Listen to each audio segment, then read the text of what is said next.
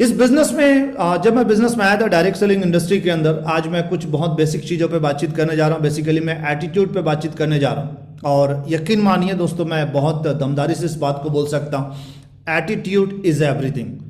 जी हाँ दोस्तों, बिल्कुल सही सुना आपने, एटीट्यूड इज एवरीथिंग।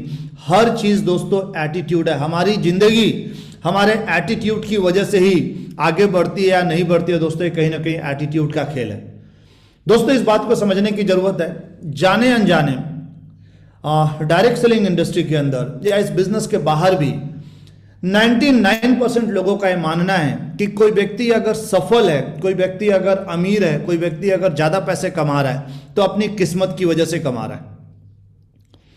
जाने अनजाने 99% लोगों के दिमाग में कहीं ये बात बैठा हुआ है कि जो लोग अपनी लाइफ में अमीर हैं, जो ज़्यादा पैसे कमा रहे हैं, जो अपने फील्ड के सक्सेसफुल लोग हैं, जिनको मान सम्मान मिल रहा है, कहीं ना कहीं किस्मत की वजह से मिल रहा है। उसकी किस्मत अच्छी है, ऊपर वाले ने उसकी किस्मत अच्छी लिखी है, जिसकी वजह से उसको ये सारा कुछ मिल रहा है। 99% लोगों का ऐसा मानना है। और दोस्तों जब तक हम ऐसा मानते रहेंगे, जब तक हम ऐसा सोचते रहेंगे, आप ये समझिए कहीं ना कहीं हमारा जो एक एटीट्यूड होना चाहिए, या जिस एटीट्यूड से हमको काम करना चाहिए, या जिस एटीट्यूड पर हमको काम करना चाहिए, हम वो नहीं कर पाते। जबकि दोस्तों वास्तविकता यह है, एक व्यक्ति अपनी लाइफ में सक्सेसफुल है, एक व्यक्ति अपनी लाइफ में ज्यादा पैसे कमा रहा है या कम पैसे कमा रहा है, ज्यादा अचीवमेंट ले रहा है या कम अचीवमेंट ले रहा है, या ज्यादा मान सम्मान मिल रहा है या कम मान सम्मान मिल रहा है, ये सारा कुछ कहीं ना कहीं जाकर के डिपेंड करता है हमारे अपने एटीट्यूड पे। दोस्तों हमारे अपने एटीट्यूड पे डिपेंड करता है कि हम किस तरीके से चीजों के बारे में सोचते हैं, हमारा किस तरीके का नजरिया होता है किसी भी चीज को लेकर के। और दोस्तों यकीन मानिए, जब हमारा एटीट्यूड हमारी लाइफ, हमारी सक्सेस को लेकर के, हमारे फ्यूचर को लेकर के, इस बिजनेस को लेकर के अच्छा होगा, तब हम अपनी लाइफ में ज्यादा तेजी से आगे बढ़ने वाले हैं।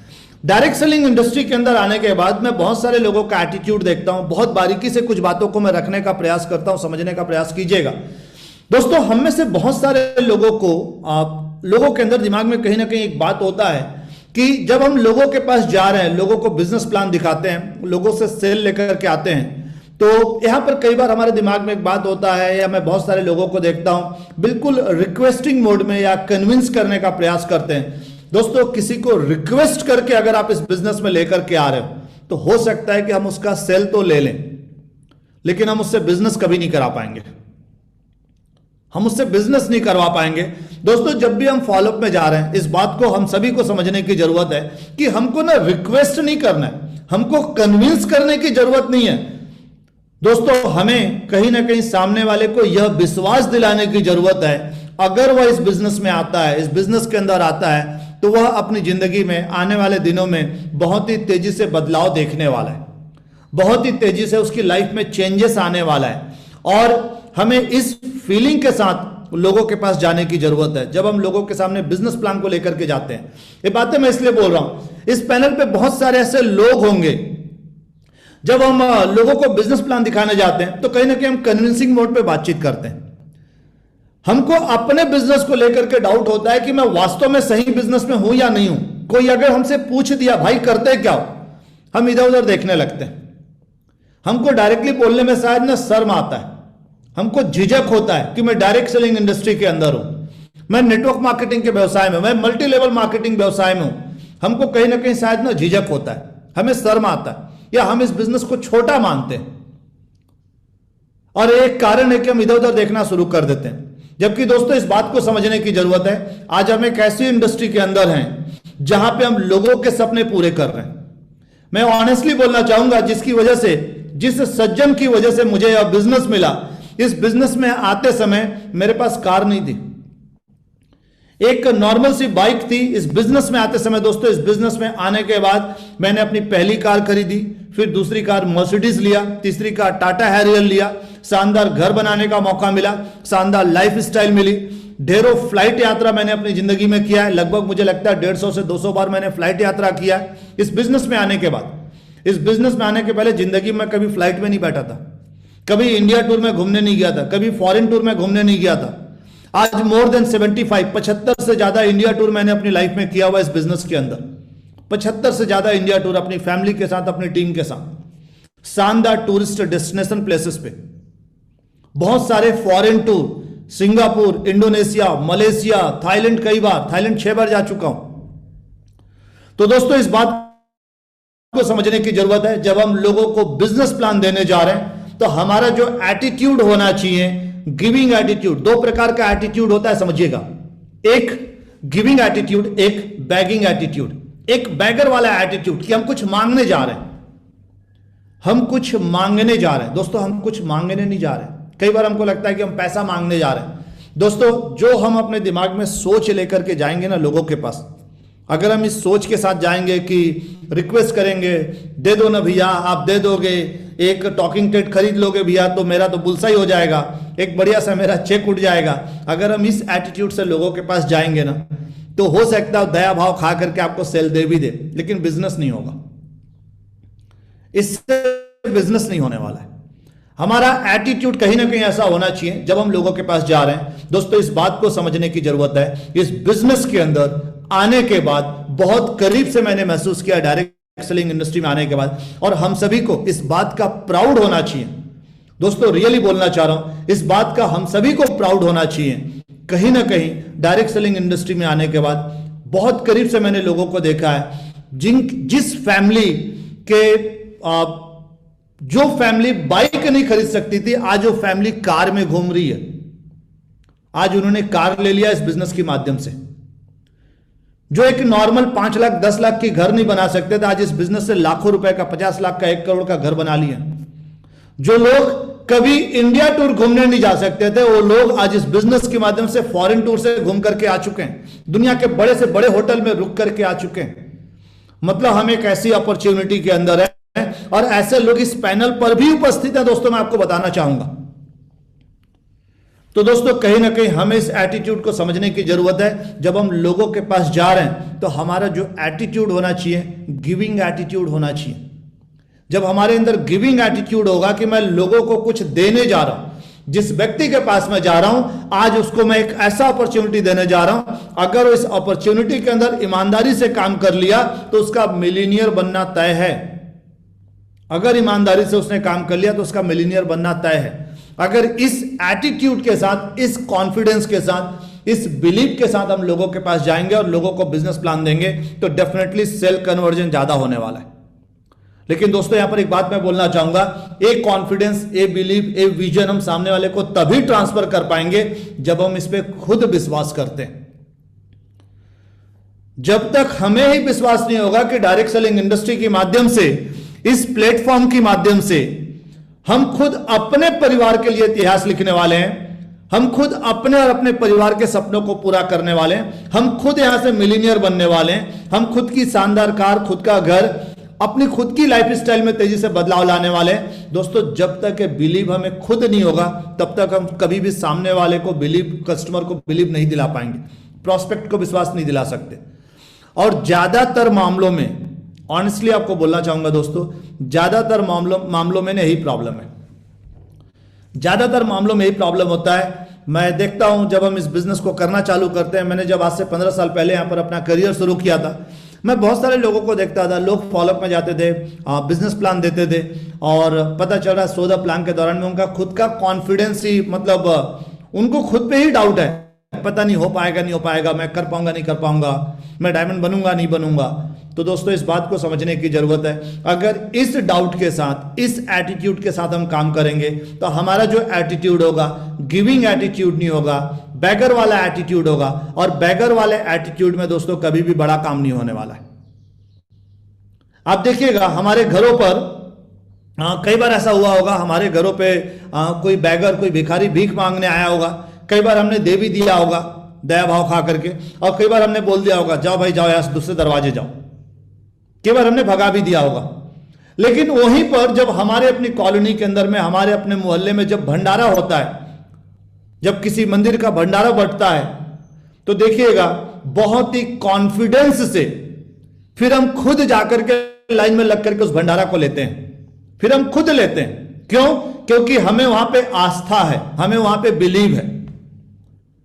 जब हमारा वहां पे बिलीव होता है तो हम खुद लाइन लग करके लेते हैं। दोस्तों जब उसी बिलीव को हम अपने प्रोस्पेक्ट के अंदर डाल पाएंगे, जब उसी बिलीफ को हम प्रोस्पेक्ट के अंदर डाल पाएंगे, जिनके साथ हम बैठ रहे हैं, जिनको हम बिजनेस प्लान देने जा रहे हैं, कि आप जिसके भी साथ बैठ रहे हो, कि अगर आप इस बिजनेस को, सपोज शर्मा जी एक उदाहरण में लेता हूं, शर्मा जी अगर आपने इस बिजनेस को ज्वाइन कर लिया, अगर आप यहां से प्रोडक्ट लेते हैं, तो एक बात मैं दावे के साथ बोलता हूं, जो कुछ भी हम गाइड करेंगे अगर आप उसको फॉलो करते हैं, तो अगले सिर्फ 3 महीने के दौरान में इस बिजनेस के माध्यम से आप शानदार पैसा तो जो कमाएंगे सो कमाएंगे ही, लेकिन शानदार आपको इंडिया टूर मिलने वाला है, शानदार आपको फॉरेन टूर मिलने वाला है, आप फॉरेन टूर भी जा सकते हैं। मतलब आप सोच करके देखिए, एक व्यक्ति जो आज तक अपनी जिंदगी में कभी फॉरेन टूर पे नहीं गया है, आप चाहें तो अगले 3 महीने के दौरान में उनको फॉरेन टूर के लिए क्वालिफाई करा सकते हैं। और इतनी बड़ी अपॉर्चुनिटी अगर हम किसी को दे रहे हैं, तो दोस्तों हमारा एटीट्यूड कैसा होना चाहिए? हमारा एटीट्यूड कहीं ना कहीं देने वाला होना चाहिए, कि हम देने वाले, हम बिल्कुल कॉन्फिडेंस से लोगों के पास जाएं, बिल्कुल पूरी दमदारी से लोगों को प्लान दिखाएं। आना और नहीं आना, 2 चीजें समझिएगा इस बात को। हमारा जो काम है, अपने हिस्से का काम हमको पूरे कॉन्फिडेंस से करना है। आना और नहीं आना उसकी किस्मत है, उसकी किस्मत में अमीर बनना लिखा होगा तो आएगा, नहीं लिखा होगा तो नहीं आएगा, कोई बात नहीं है। लेकिन हमें अपने हिस्से का काम पूरे कॉन्फिडेंस से करना है, पूरे दम से करना है। हमारा एटीट्यूड ऐसा होना चाहिए, गिविंग एटीट्यूड। दोस्तों इस बात को समझने की जरूरत है। मैं एक छोटा सा उदाहरण लेता हूं। मान लीजिए आप रेंज रोवर की कार बेचते हैं, सपोज मान लीजिए आप रेंज रोवर की कार को प्रमोट कर रहे हैं, आपका एटीट्यूड कैसा होगा? आपको पता है कि आप बहुत ही वर्ल्ड क्लास क्वालिटी का कार प्रमोट कर रहे हैं, जिसकी बिल्ड क्वालिटी, जिसका इंजन क्वालिटी, जिसका कंफर्ट हर मामले में बहुत ही बढ़िया है, हर मामले में बहुत ही बढ़िया है। आप पूरे कॉन्फिडेंस से सामने वाले को प्रमोट करेंगे, पूरे दम से आप लोगों से बातचीत करने वाले हैं। क्यों? क्योंकि आपको अपनी कंपनी के प्रोडक्ट पे विश्वास है कि मैं जिस कार को प्रमोट कर रहा हूं, इस कार की बिल्ड क्वालिटी, इस कार का कंफर्ट, इस कार का इंजन, हर चीज बहुत ही बेस्ट है, बहुत ही बढ़िया है। और जब आप उस कॉन्फिडेंस से अपने लोगों से बातचीत करते हैं, क्या लगता है हम लोगों से रिक्वेस्ट करा करके रेंज रोवर की कार बेच लेंगे? भाई साहब आप रेंज रोवर ले लो, दूसरी कार मत लेना, आपसे विनती है, आप इसी को लेना, दूसरा मत लेना। आपको लगता है विनती करके होने वाला है सारा कुछ, रिक्वेस्ट करके होने वाला है? जी नहीं, बिल्कुल जब हम कॉन्फिडेंस से उस बात को रखते हैं, तब जाकर के कहीं हम उस प्रोडक्ट को सेल कर पाएंगे। दोस्तों मैं यह बात बोलना चाह रहा हूं, जिस अपॉर्चुनिटी को आज हम लोगों को दे रहे हैं इस बिजनेस के माध्यम से, कहीं ना कहीं पूरा एटीट्यूड का खेल है। हमारा एटीट्यूड क्या, हम किस तरीके से चीजों के बारे में सोचते हैं, और यही चीज डिसाइड करेगा कि हम अपनी लाइफ में कितना तेजी से रिजल्ट लेने वाले हैं। दोस्तों एक बात हमेशा याद रखिएगा, सेल्स के बारे में एक बात बोला जाता है कि कोई भी व्यक्ति जब इस बिजनेस में आता है तो सीधे वो कंपनी को देख करके नहीं आ रहा। असल में एक नया व्यक्ति कंपनी को ज्वाइन नहीं करता है, असल में एक नया व्यक्ति आपको ज्वाइन करता है, आपको खरीदता है। जब हम फॉलोअप में जाते हैं तो सामान नहीं बिकता है, जब हम फॉलोअप में जाते हैं तो कंपनी नहीं बिकती है, जब हम फॉलोअप में जाते हैं तो हम बिकते हैं। हमारा एटीट्यूड कैसा है, हमारा एटीट्यूड डिसाइड करता है कि हम वहां पे बिकेंगे कि नहीं बिकेंगे, सामने वाला पैसा देगा कि नहीं देगा, ये हमारे एटीट्यूड पे डिपेंड करता है। दोस्तों एटीट्यूड का मतलब मैं यहां पे नहीं बोल रहा हूं कि हमको ईगो दिखाना है, हमको घमंड दिखाना है, गलतफहमी में मत रहिए। मेरा सिर्फ इतना बोलने का मतलब है दोस्तों, कभी भी हम अपना पोस्चर लूज ना करें, हम कन्विंसिंग मोड पे ना आए, हम रिक्वेस्टिंग मोड पे ना आए, हम पूरे दम से, पूरे कॉन्फिडेंस से सामने वाले से बात करें, प्रोस्पेक्ट से बात करें कि शर्मा जी आज एक ऐसी अपॉर्चुनिटी मैं आपके पास लेकर के आया हूं, जिस अपॉर्चुनिटी के माध्यम से लोगों ने कुछ चंद सालों के दौरान में, 2 साल 3 साल के दौरान में अपनी जिंदगी में बहुत मेजर बदलाव लाया है। ऐसे ढेरों लोगों को मैं इस बिजनेस के अंदर जानता हूं, जिनकी फैमिली या जो लोग इस बिजनेस में आने के पहले एक बाइक खरीदने की हैसियत नहीं रखते थे, आज इस बिजनेस में आकर के खुद की कार खरीद ली है। दोस्तों इस कॉन्फिडेंस से हमें लोगों को बिजनेस प्लान देना है, और जब ये वाला एटीट्यूड हमारे अंदर होगा तो दोस्तों यकीन मानिए हम ज्यादा सेल लेकर के आने वाले हैं, हम ज्यादा प्राउड से, ज्यादा गर्व से लोगों तक अपने बिजनेस प्लान को रख पाएंगे। तो दोस्तों हमारा जो एटीट्यूड होना चाहिए, कहीं ना कहीं गिविंग एटीट्यूड होना चाहिए। एक बात हमेशा याद रखिएगा, सेल्स में लोग कंपनी को रिजेक्ट नहीं करते। जब हम लोगों के पास जाते हैं, लोग कंपनी को रिजेक्ट नहीं करते हैं, लोग प्रोडक्ट को रिजेक्ट नहीं करते हैं, लोग असल में हमें रिजेक्ट करते हैं या लोग हमें खरीदते हैं। तो असल में हम बिकते हैं या हम नहीं बिकते हैं। तो जो कुछ भी हमको काम करने की जरूरत है दोस्तों, हमें हमारे अपने एटीट्यूड पे काम करने की जरूरत है। जिस तरीके से हम चीजों को अपनी लाइफ में सोचते हैं दोस्तों, उस तरीके से हमारी अपनी जिंदगी में कहीं ना कहीं काम होने वाला है। जिस तरीके से भी हम चीजों के बारे में सोचेंगे, तो दोस्तों हमें जो कुछ भी काम करना, असल में हमें अपने एटीट्यूड पे काम करना है। दोस्तों कभी हमने सोचने का प्रयास किया कि जंगल का जो किंग होता है कौन है? लॉयन। हम सभी जानते हैं, सही है। जंगल में जो किंग होता है कौन है? लॉयन है। लॉयन ही जंगल का किंग क्यों है? देखा जाए, मैं आपसे एक सवाल पूछता हूं, क्या जो लॉयन है, जो शेर है, असल में जंगल में सबसे बड़ा जानवर है क्या? शारीरिक रूप से सबसे बड़ा जानवर है जंगल के अंदर? सबसे चालाक जानवर है क्या? सबसे चालाक जानवर है? निश्चित रूप से नहीं। सबसे भारी जानवर है क्या वजन के मामले में, शरीर के मामले में? नहीं। सबसे फुर्तीला जानवर है क्या शेर? लॉयन सबसे फुर्तीला है क्या? नहीं।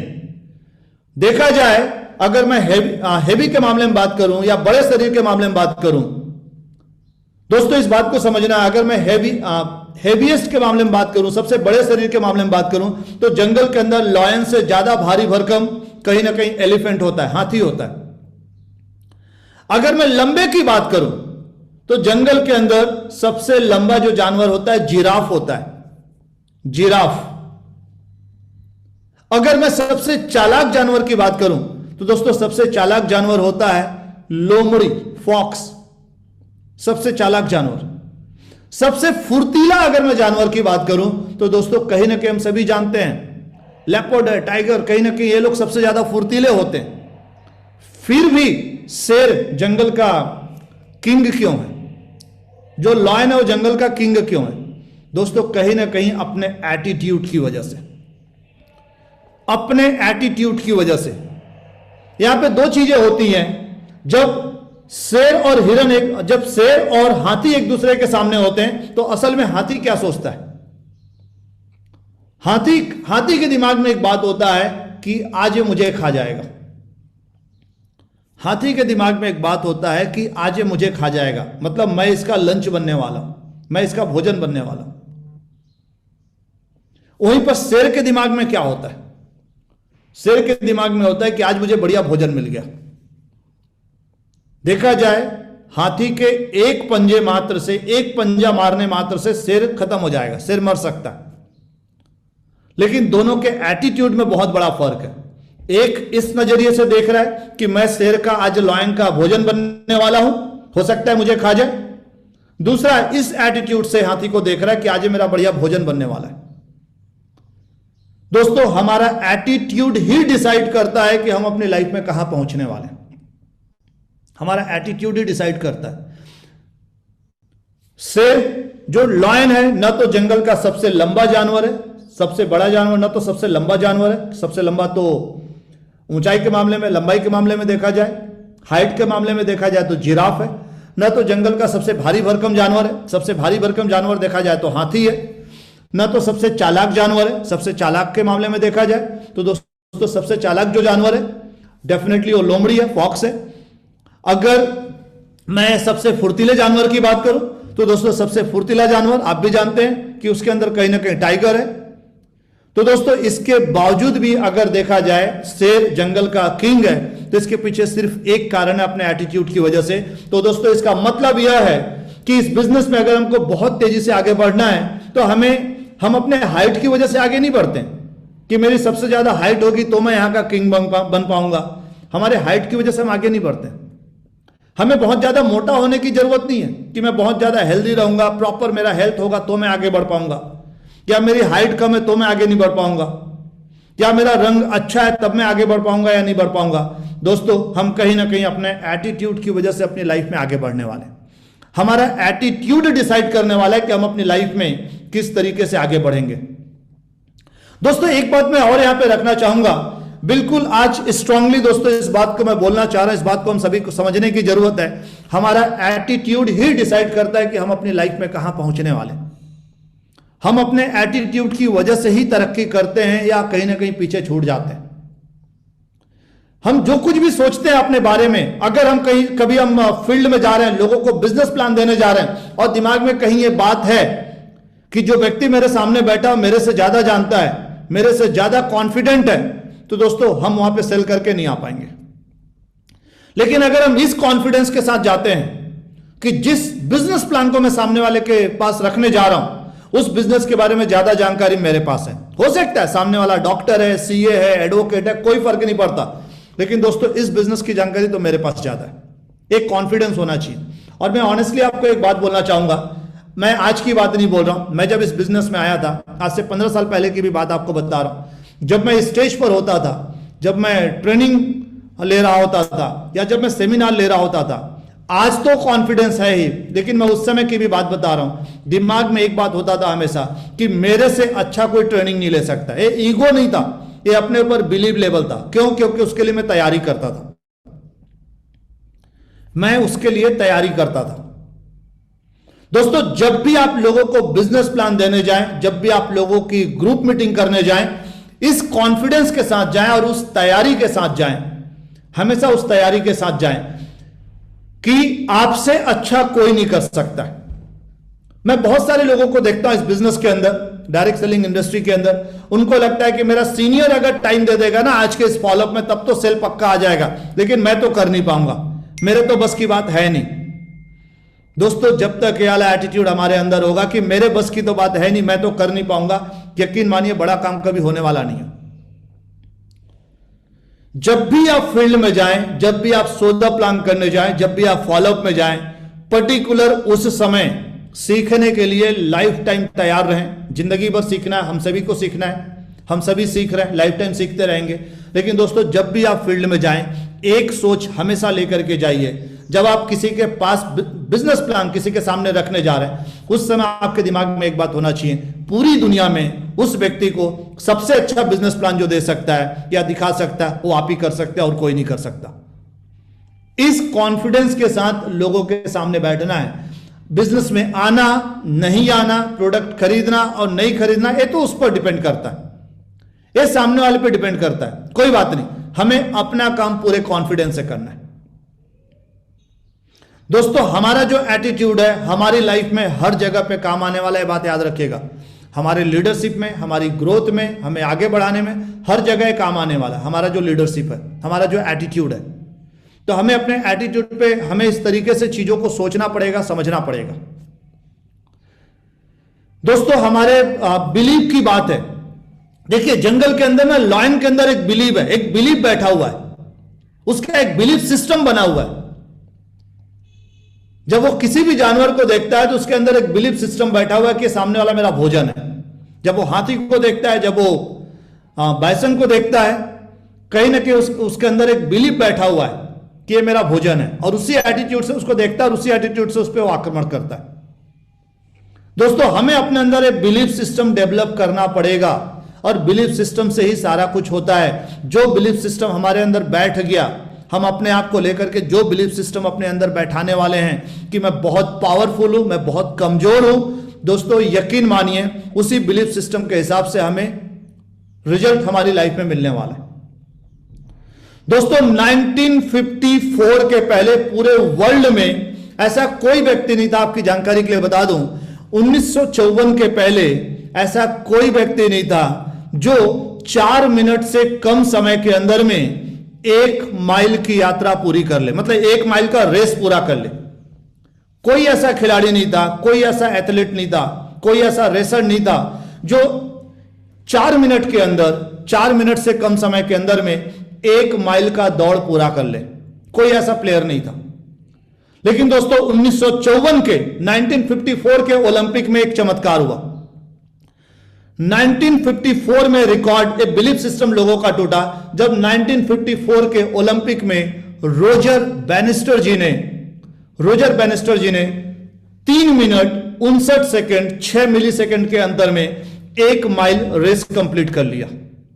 उसके पहले हजारों लोग रेस में शामिल हुए थे, लेकिन लोगों का बिलीफ सिस्टम था, डॉक्टर्स ने कहीं ना कहीं बोला हुआ था, साइंटिस्ट ने कहीं ना कहीं बोला हुआ था कि एक इंसान का जो फेफड़ा है उतना पावरफुल बना ही नहीं है कि 4 मिनट के अंदर एक व्यक्ति 1 माइल की यात्रा कर ले, मतलब 1 माइल का रेस कंप्लीट कर ले।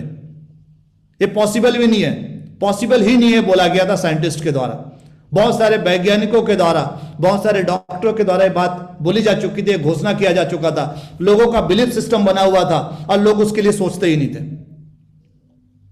लोग सोचते ही नहीं थे कि 4 मिनट के अंदर एक काम हो सकता है, 4 मिनट से कम समय के अंदर में 1 माइल का रेस पूरा किया जा सकता है, बिलीव ही नहीं था लोगों को।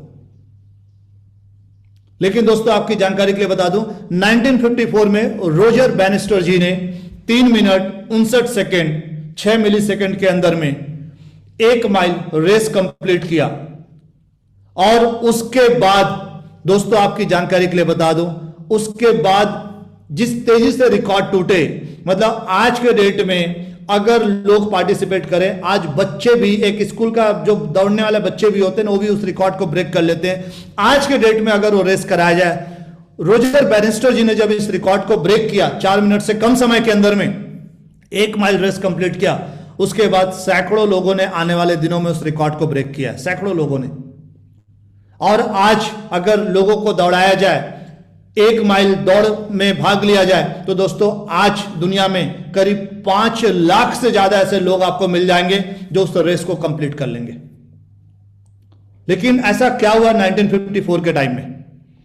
दोस्तों 1954 तक जो लोगों का बिलीफ सिस्टम, जो दिमाग में कहीं ये बात बैठा हुआ था कि 4 मिनट से कम समय में तो हो ही नहीं सकता है, और जब हो ही नहीं सकता तो लोगों ने उस पर प्रयास भी नहीं किया, लोगों ने ध्यान भी नहीं दिया।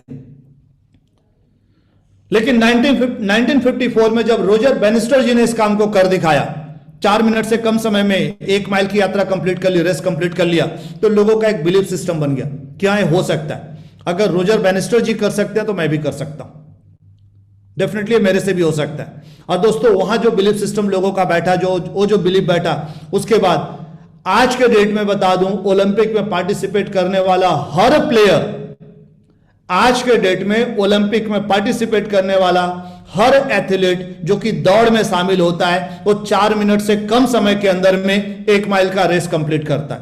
हर प्लेयर की बात कर रहा हूं, 100% प्लेयर्स। लेकिन 1954 के पहले कोई इस काम को नहीं कर पाया था। और आज ऐसा क्या हो गया कि आज 100% जो प्लेयर्स हैं, 100% जो एथलीट्स हैं जो दौड़ में शामिल होते हैं, 100% प्लेयर्स, 100% लोग आज 4 मिनट से कम समय के अंदर में 1 माइल का रेस कंप्लीट कर लेते हैं। दोस्तों कहीं ना कहीं बिलीफ सिस्टम, एटीट्यूड, आज उनको अपने ऊपर कॉन्फिडेंस है, बिलीव है। दोस्तों जो बातें मैं आपको बोलना चाह रहा हूं, सिर्फ इस बात को समझाना चाह रहा हूं दोस्तों, हमारा एटीट्यूड ही सब कुछ हमारी लाइफ में, हमारा एटीट्यूड ही डिसाइड करता है कि हम अपनी जिंदगी में किस तरीके से तरक्की करने वाले हैं। आज इस पैनल पे हम जितने लोग बैठे हैं, जिस दिन हमने मान लिया कि मेरा डायमंड बनना तय है, मेरा मिलीनियर बनना तय है, दोस्तों यकीन मानिए हम अपनी लाइफ में मिलीनियर बन जाएंगे, इसमें कहीं कोई डाउट नहीं है। जिस दिन हमने अपने ऊपर बिलीव कर लिया कि हम मिलीनियर बन जाएंगे, डेफिनेटली हम मिलीनियर बन जाएंगे, कहीं कोई बात ही नहीं है। हाँ डेफिनेटली जब हमारा बिलीफ सिस्टम क्लियर हो जाएगा, जब हमारा एटीट्यूड क्लियर होगा, अब बात आती है कि कैसे।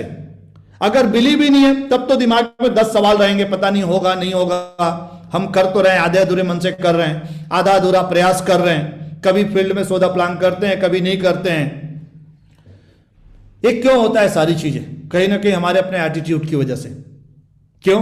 हमें विश्वास ही नहीं है, हमें विश्वास ही नहीं होता। जिन लोगों को विश्वास होता है उनके पास तो टाइम ही नहीं है टाइम पास करने के लिए। जिन्हें विश्वास है उनके पास तो टाइम ही नहीं है टाइम पास करने के लिए। तो दोस्तों ये सारा कुछ कहीं ना कहीं बिलीव की बात है। हमें अपने अंदर इस एटीट्यूड को डेवलप करना पड़ेगा। और जहां पे बिलीव हो जाता है, जहां पे 100% बिलीव हो जाता है कि मेरा डायमंड बनना तय है, मेरा रैंक 11 पूरा करना तय है, दोस्तों तब बात आती है कि कैसे। और जो छोटी छोटी चीजें हैं, फिर हमारी लाइफ में जो छोटे छोटे ऑब्स्टेकल्स है, बाधाएं, उसको हम खुद ही दूर कर लेते हैं। दोस्तों कुल मिलाकर के मैं यह बोलना चाह रहा हूं, हमें कहीं ना कहीं अपने एटीट्यूड पे काम करने की जरूरत है।